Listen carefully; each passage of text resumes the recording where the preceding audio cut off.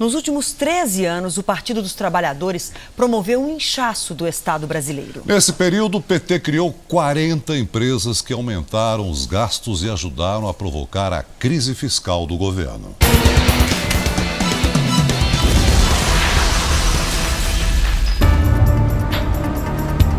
Governar é abrir empresas.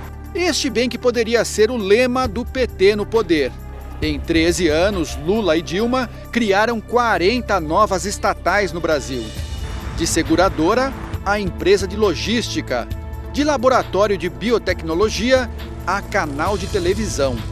Se funcionassem como empresas privadas, que dependem apenas do próprio caixa para sobreviver, muitas delas já teriam fechado as portas, pois operam no vermelho desde que entraram em operação.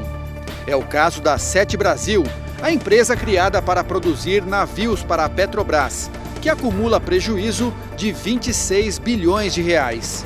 E a TV Brasil, a emissora pública criada em 2007, que acumula um rombo de 6 bilhões de reais. O Brasil apostou numa espécie de aventura expansionista, né? Ou seja, a velha ideia de tentar retomar o desenvolvimento do país com investimento público, a criação de estatais, não é?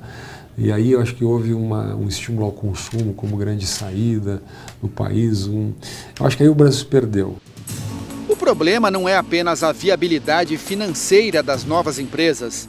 Para uma estatal funcionar, é preciso gente para trabalhar. O número de funcionários das empresas públicas federais cresceu de 35 mil em 2002 para 67 mil este ano. É quase o dobro. O gasto com salários no mesmo período subiu de 1,5 bilhão de reais para 7,5 bilhões.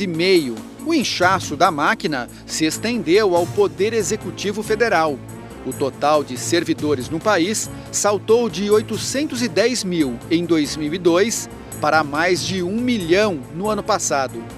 Entre concursados e cargos de indicação política, o PT criou, em média, 20 mil vagas por ano. Haja imposto para sustentar uma estrutura tão grande. Isso tudo acabou, acho que, eclodindo a crise em 2013 em diante, quando a crise econômica fez com que o PIB caísse, não é? E com isso o nosso déficit fiscal explodisse.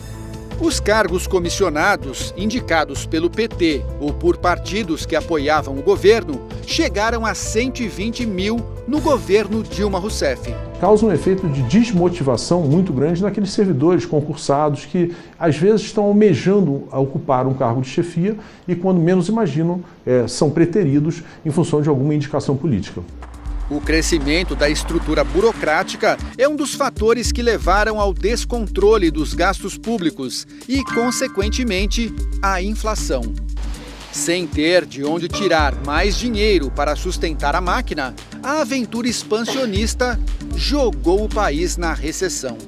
Num governo sem projeto, né, o que sobra é a cooptação, pura e simples, né? Agências reguladoras, estatais e assim por diante. Isso foi muito negativo, é um dado muito negativo dessa experiência. Para piorar o quadro, os indicadores negativos da área econômica pegaram o governo Dilma Rousseff num momento de fragilidade, por conta do maior escândalo de corrupção da história do país. Os crimes cometidos na Petrobras e em outras estatais não têm digitais apenas do PT, mas de vários partidos políticos. No entanto, a crise veio à tona após 13 anos do partido no poder, o que leva a crer que o PT teve papel de destaque no escândalo agora revelado. Seria o discurso da honestidade apenas demagogia para alcançar o poder? Eu acreditava naquilo. Quando eu deixei de acreditar, falei, eu estou fora disso, né? Não me confundam. E paguei o preço que tinha que pagar. Paulo de Tarso foi líder estudantil, guerrilheiro e petista. Nos anos 90, se decepcionou com o partido que ajudou a fundar. Na época, era secretário de Finanças em uma prefeitura petista no interior de São Paulo. Descobriu que havia um esquema de favorecimento em licitações para a empresa de consultoria do advogado Roberto Teixeira, amigo de Lula. Eu fiz tudo que tinha que ser feito. Fiquei durante 4 anos tentando levar a discussão do que eu tinha apurado, as provas que eu tinha, para que o partido discutisse.